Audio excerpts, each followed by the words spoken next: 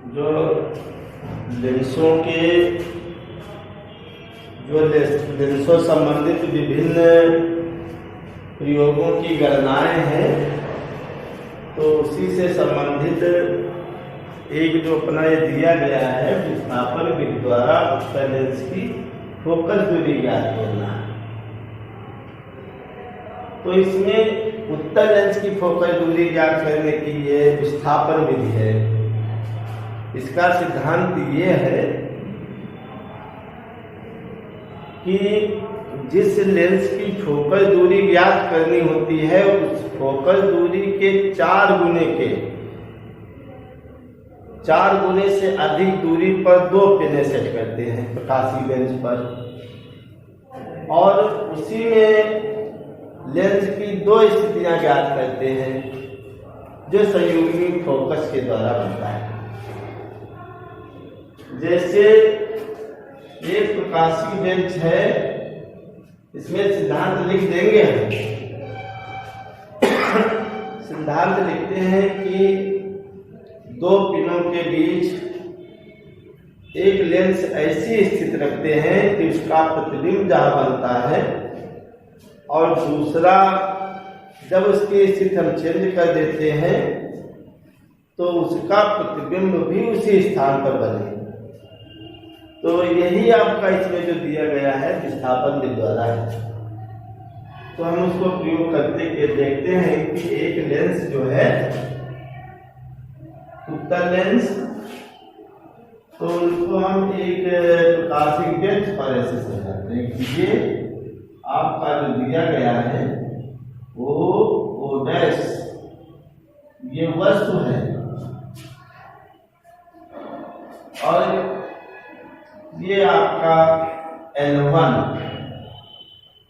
ये L1 जो है एक लेंस। तो इसकी वस्तु से जो किरणें इसे पैरेलल चलती हैं तो इसके फोकस से होकर जाती है, तो ये फोकस से होकर ऐसे जाती है। और ये मेरा एक पिन जो रखा है वो S डैश है, इसी पर I, और ये वाला जो किरण इससे निकाल के गुजार के चलाएंगे इससे भी चलता है, ये सीधे इसे आता है यहाँ पर बनता है। तो ये प्रतिबिंब जो हमारा है वो यहीं पर ऐसे बनता है जहां पर ये आपकी S डैश जो है वो पिन रखी हुई है, उसी पर ये I डैश या I1, इसको I डैश के रूप में इसे भी लिख सकते हैं, I डबल डैश या I डैश। तो ये आपका प्रतिबिंब जो है उस जो प्रतिबिंब पिन SS डैश है उस पर बनता है। तो यहाँ पर देखते हैं कि इस वस्तु की दूरी अगर U है और यहाँ से प्रतिबिंब की दूरी B है, तो ये स्थितियां यहाँ पर आती हैं, ये किरण ऐसे चलती है और उसका प्रतिबिंब यहाँ पर होता है। अब हम इस लेंस को खिसका करके L2 स्थान तक लाते हैं, L2 दूरी तक लाते हैं। ये L2 है, तो इससे ये चलने वाली जो किरणें हैं इस प्रकार से, तो इस फोकस से होकर जब ऐसे जाती हैं तो यहाँ पर इसे कट करती है, और जो इससे प्रकाशिक केंद्र से होकर जाती है वो यहाँ पर कट करती है। तो ये प्रकाशिक केंद्र से दूसरी वाले डबल एरो वाली जो किरण है वो ऐसे जाती है, ये निकल जाती है। तो इसको हमने I डबल डैश ये प्रतिबिंब बन के तैयार होता है उसी स्थान पर। तो जो ये दूरी है यहाँ से यहाँ तक की ये U उसका संयुग्मी फोकस के रूप में होता है, और जो यहाँ से यहाँ तक की दूरी है ये आपकी v के रूप में रिप्रेजेंट की जाती है। और दोनों लेंसों के बीच की दूरी d हो तो ये आपकी t इस रूप में है। और जो ये पिनें दे रखी हैं तो दोनों पिनों के बीच की दूरी a हो तो कहते हैं कि इस उत्तल लेंस की फोकस दूरी जो f होती है वो a² माइनस d² अपान 4a² पर होती है। ये सूत्र जो है विस्थापन के द्वारा प्रयोग किया जाता है। इसको हम इस रूप में से इसका निगमन करना है तो हम जो प्रयोग विधि बताई वो आपका ये है। सिद्धांत में ये लिखेंगे कि दो पिनें हैं जो उत्तल लेंस की फोकस दूरी के 4 गुने से अधिक दूरी पर जब हम इसको रखते हैं तो उनके बीच में लेंस की दो स्थितियां होती हैं तो उनका प्रतिबिंब एक ही स्थान पर बनता है। तो इस स्थिति में जो इसकी फोकस दूरी होती है वो a² माइनस d² अपान 4a² होती है। चित्र से हम देखते हैं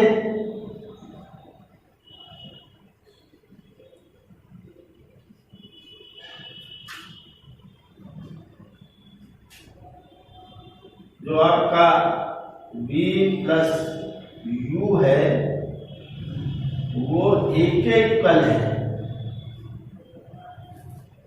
ये u है, ये v है, यहाँ से यहाँ तक की डिस्टेंस a हमने मानी है, जबकि v और u जो दिया गया है वो इस रूप में है। और यहाँ तक हमने ये v माना, इतना u घटा दिया तो ये वाला d हो गया। तो v में से u लेस कर देंगे तो ये आपका d हुआ जाके। ये इक्वेशन 1 हुई, ये इक्वेशन 2 हुई। दोनों को हल करने पर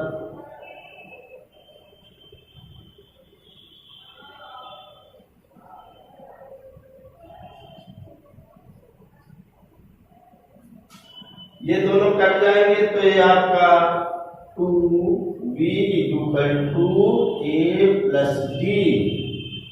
तो v equal to a plus d upon 2।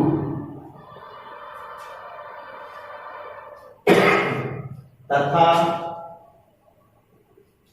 इसको घटाएंगे तो ये माइनस का, ये प्लस का, ये दोनों कट जाएंगे तो ये माइनस का हो जाएगा। तो 2u equal to a minus d। तो u equal to a minus d upon 2।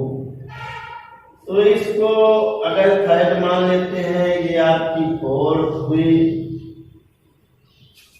तो u की ये वैल्यू आई, v की वैल्यू ये आई। अब जो लेंस सूत्र होता है उसमें अगर इसको हम पहले लेंस के लिए अगर देखें तो इसके लिए u है, ये v है। तो इसकी फोकस दूरी के लिए यदि f फोकस दूरी इसकी माना लेंस की फोकस दूरी f है, तब लेंस सूत्र से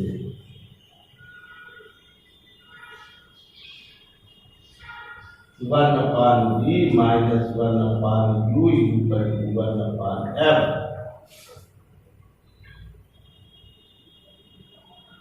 चिन्ह सहित रखेंगे तो ये v आपकी इस लेंस के लिए है, इधर वाली ये आपकी प्लस में हुई।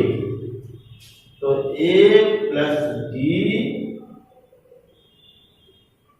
ये ऊपर को चला जाएगा, माइनस u का मान रखेंगे तो u इधर की ओर है तो ये माइनस के रूप में हुआ।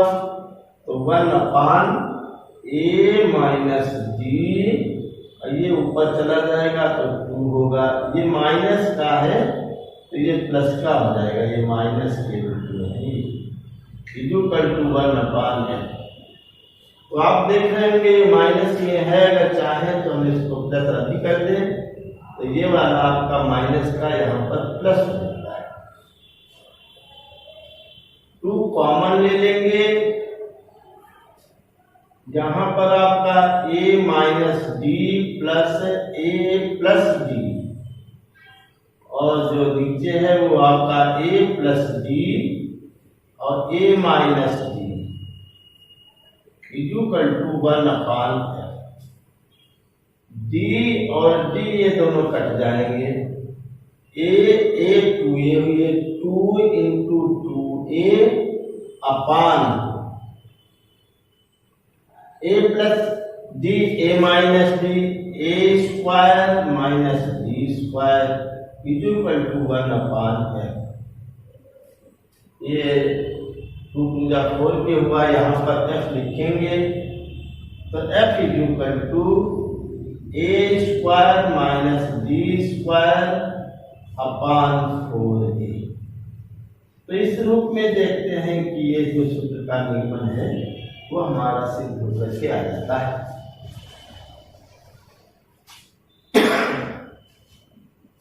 इसकी स्थितियां अगर हम देखें, ये स्थिति नंबर 1 में यदि ये लेंस विस्थापित न किया जाता, दोनों के बीच की दूरी 0 होती, अर्थात d इक्वल टू 0, यानी एक ही लेंस की स्थिति मान लेते कि केवल ये लेंस है, इसको हमने वहां पर विस्थापित नहीं किया, तो दोनों लेंस एक ही उस पर बनेंगे तो प्रतिबिंब हमारा एक ही बनेगा अगर लेंस की स्थिति एक ही होगी, अर्थात d इक्वल टू 0। तो देखते हैं कि f equal to a square upon 4a, ये a हो गया, तो a क्या हुआ आपका 4f के इक्वल हुआ, अर्थात फोकस दूरी के 4 गुने के बराबर a का मान होना चाहिए। लेकिन हम देखते हैं कि इसकी डिस्टेंस जब यहाँ पर इतनी कर दी गई, ये माइनस डी के कर दिया गया, तो इसका मतलब यहाँ पर a की वैल्यू इससे ज्यादा होनी चाहिए, इसीलिए यहाँ पर a की वैल्यू 4f से ग्रेटर दे दी जाती है। यहाँ पर जो a है a is greater than 4f के दिया जाता है। यहाँ पर समझ पाए कि ये वाली डिस्टेंस कुछ ना कुछ तो होगी, जब ज्यादा ही होगी तो इसका मतलब इसका मान a का मान 4f से अधिक होना चाहिए, तभी ये घटेगी, तो वहां पर ये वैल्यू आ पाएगी आपकी। इसको अगर हम हल करने का प्रयास करें तो हल करके भी देख लेते हैं, नहीं तो आप ऐसे ही रखेंगे। a की वैल्यू कैसे निकालते हैं कि ये आपका a square minus D square equal to 4fa। अब a square equal to 4fa plus D square, ये आपका हो जाएगा। अब ये a की वैल्यू लेंगे, यहाँ पर a का मान निकालेंगे, तो देखते हैं कि इसके 4f इंटू a दिया गया है, या a इधर निकाल लेंगे तो इसमें d जुड़ता है तब कहीं इसके ऊपर आता है, तो इसका मतलब ये हुआ कि a की वैल्यू जो है वो 4f से अधिक होनी चाहिए, तभी उसमें d के ऊपर जुड़ के तब उसके बराबर आता है। तो इस रूप में हम इसको एडजस्ट कर लेते हैं, और ऐसे ही इसको समझाने कभी कभी कौन दिया जाता है कि इसकी दूरी इससे ज्यादा क्यों होती है, तो हम इसको इस रूप में भी ऐसे एडजस्ट कर देते हैं। यहाँ पर d नॉट इक्वल टू 0 के हुआ जाके, या d के रूप में अगर हम इसको इधर कर देंगे तो a का मान उधर चला जाता है, जिससे इसको हम इधर के रूप में ऐसे d स्क्वायर करें तो ये माइनस आपका a स्क्वायर माइनस के हुआ जाके d उधर ले जाएंगे तो a स्क्वायर माइनस 4fa, तो ये हुआ जाके आपका। तो ये कॉमन ले लेंगे तो ये 4f के इक्वल इसका v की वैल्यू जो है इसमें से कुछ घटाएंगे, इसको 4f की जगह पर a रखेंगे तो आपका स्क्वायर हो जाएगा a स्क्वायर। तो इसका मतलब v की value d not equal to 0। जब d नॉट इक्वल टू 0 तो इसका मतलब ये हुआ कि ये वाली वैल्यू इससे कुछ कम होनी चाहिए तभी तो इसकी वैल्यू आएगी। तो यहाँ पर आपका a ग्रेटर देन 4f के इक्वल होना चाहिए तभी ये बनता है। यहाँ पर अब आता है कि अगर हम इसकी स्थितियां दूसरी देखें, दूसरी स्थिति क्या है कि पहले लेंस L1 के लिए M1 बराबर आवर्धन क्षमता के लिए आवर्धन क्षमता। तो M1 इक्वल टू लेते हैं, M1 इक्वल टू होता है V/U के। वैसे तो V/U I/O के होता है। तो इस रूप में M1 बराबर हमारा जो हुआ जाके V/ इसके लिए लेंगे तो M1 बराबर ये V हुआ, ये U हुआ। और L2 के लिए करेंगे तो L2 के लिए ये आपका M2 इक्वल टू V के रूप में डिस्टेंस आपकी हुई U और इसके रूप में ये हुई जाती है V। और दोनों को हम अगर मल्टीप्लिकेशन कर देते हैं M1 into M2 equal to तो V/U इंटू 1/U/V तो V कट गया तो ये इक्वल टू हुआ। जो V/U लिखा जाता है इसमें ये प्रतिबिंब आपका पहले बना जाके I' इसको लिखते हैं I डैश। और ये वाली डिस्टेंस जो यहां से हुआ जाके ये वाला तो ये O डैश के इक्वल होता है O डैश। और इसमें लिखते हैं तो ये आपका I double dash upon O dash. इसके लिए भी ये वस्तु का कार्य करती है लेकिन इसका प्रतिबिंब ये करता है I डबल I डैश। तो ये आपका I डबल डैश हुआ। अब इन्हीं की वैल्यू अगर हम यहाँ पर रखने का प्रयास करेंगे तो I dash upon O dash into I double dash upon O dash equal to 1। ये आपके O डैश हुए तो O डैश का स्क्वायर हुआ इक्वल टू ये आपका I dash into I double dash तब O डैश इक्वल टू हुआ under root I dash into I double dash. तो अर्थात दोनों प्रतिबिंबों के गुणोत्तर माध्य के बराबर उस वस्तु की लंबाई होती है। जो दो प्रतिबिंब बने हैं उनकी लंबाइयों के गुणोत्तर माध्य के बराबर वस्तु की लंबाई होती है। इसी से इस पर संबंधित कहिए आता है कि इसे मान लिया कि वस्तु आपका x के रूप में हो और प्रतिबिंब आपकी I1 है और एक आपका I2 है, लंबाई के रूप में I1 I2। तो ये भी सूत्र हम उपयोग कर लेते हैं।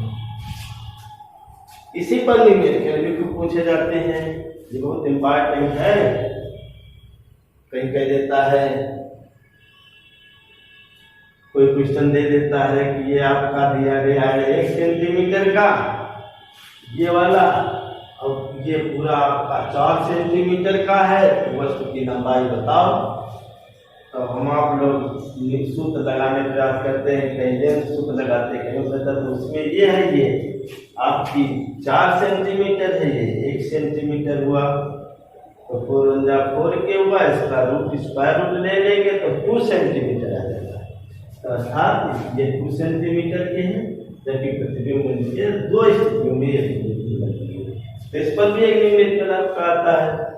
तो देखो ये लेंस की जो स्थितियां दी गई हैं, तो आप देखेंगे भाई यहाँ पर देखो इनको, ये पहली स्थिति है, दूसरी स्थिति इसके लिए लेंस के लिए यहाँ पर इनपुट को। तो इस प्रकार से ये आपका विस्थापन विधि द्वारा उत्तर लेंस की फोकस दूरी ज्ञात करना है। ज्यादा क्रिटिकल नहीं है, लेकिन फिगर बना लेंगे, एक बार इसको समझेंगे कैसे ये लेंस स्थित है तो उसका फिगर ये बनता है। फिर हमने थोड़ा खिसका दिया तो उसके संयुग्म फोकस पर आएगा, तो उसके प्रतिबिंब जो दूरी थी वस्तु से प्रतिबिंब की दूरी के बराबर युग के बराबर देख सकते हैं, तो उसका प्रतिबिंब भी वहां पर बनता जाके। तो ये स्थितियां आपकी यहाँ पर दी गई हैं।